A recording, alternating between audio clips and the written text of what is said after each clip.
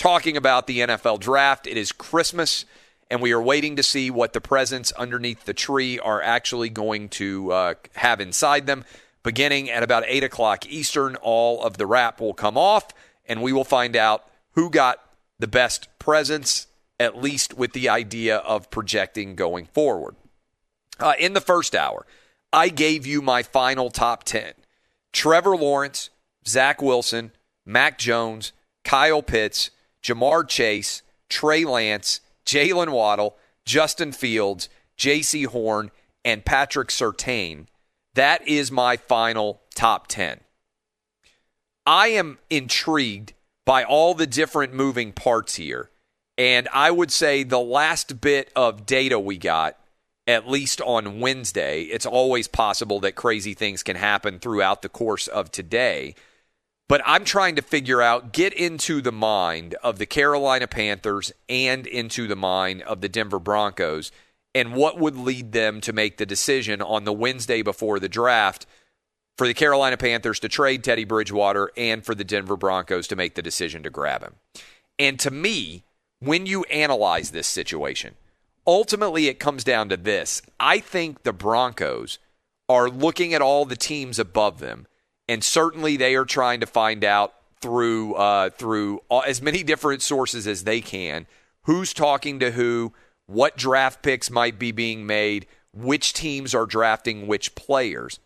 And I think what is going on is that there is some knowledge in Denver that both Justin Fields and Trey Lance are likely to be off the board by 9. And that Denver basically made the decision, we aren't willing to spend what it would take to move up higher into the draft in order to get one of these two quarterbacks. And so when Carolina came to them and said, hey, we're sitting above you, we're at 8, we may go quarterback, we might not. We don't know what's going to be available to us, but we know that we don't want Teddy Bridgewater anymore.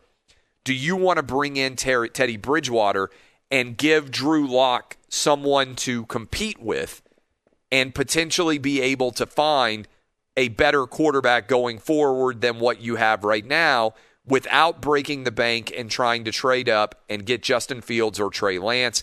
I think Denver said, yes, we'll make that move.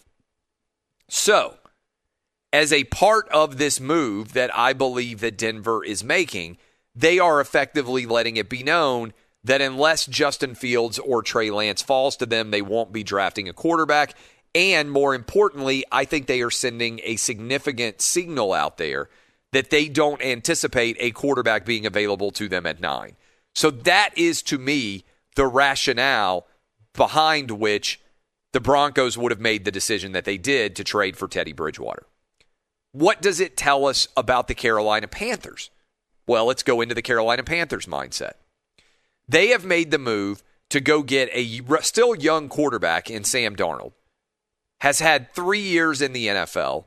Awful situation with Adam Gase. The Jets have been a mess of a franchise. He's gotten sick. He's had injuries. He had mono. He hasn't been able to play.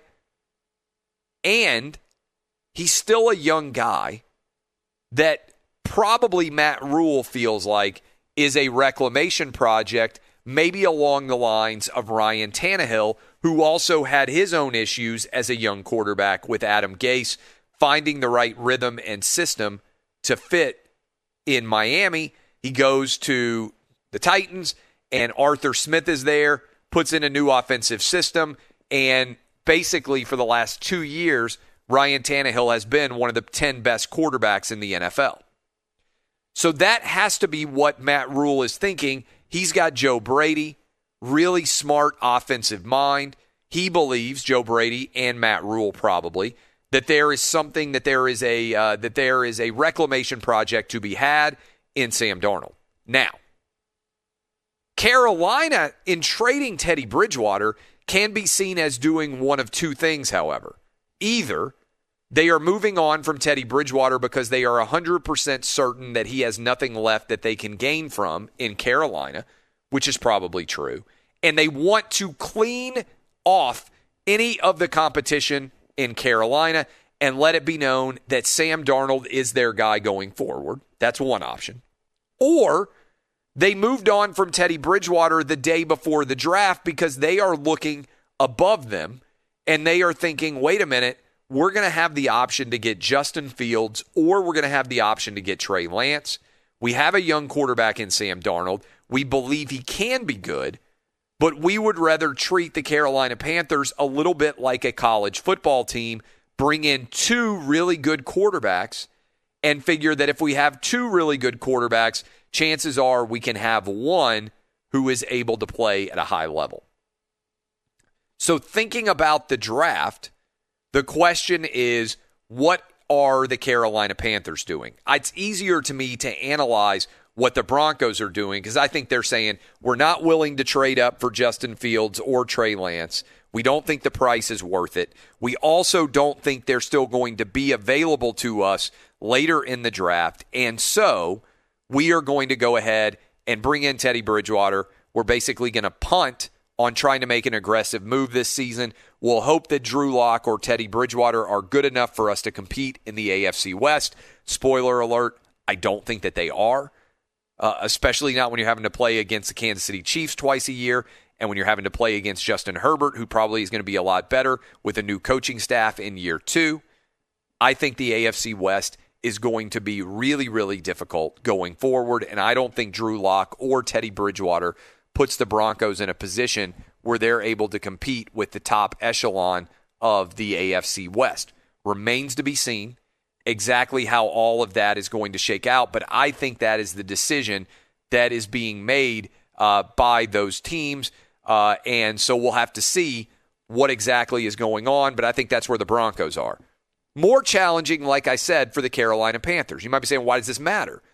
Well, because it kind of gets interesting, right? Because the Carolina Panthers, if they are sticking with Sam Darnold, are also letting it be known, hey, we're willing to trade out of our spot at number 8.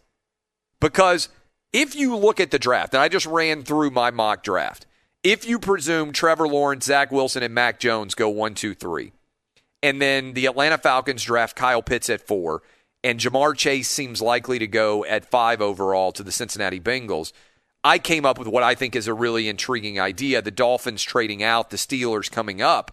But there are a bunch of teams there that are going to be waving their hand and going to be answering the phone and being like, hey, we feel pretty good about how the first 5 picks are going to go. Do you want to try to get up, the Dolphins can be saying, to 6 to get one of your quarterbacks? Same thing can be said, by the way, of the Lions, who it wouldn't stun me if they traded out. And the Panthers could be looking there as well and saying, hey, we're interested 6, 7, and 8. These picks are for sale. We think that somebody is going to be willing to buy to come up.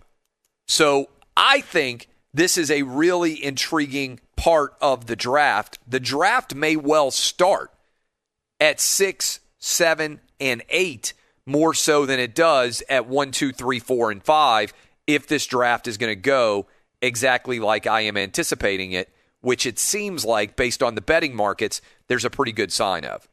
All right, when we come back, we're going to be talking with Jeff Schwartz. We're breaking down everything in the world of the NFL draft and how all of that will shake out.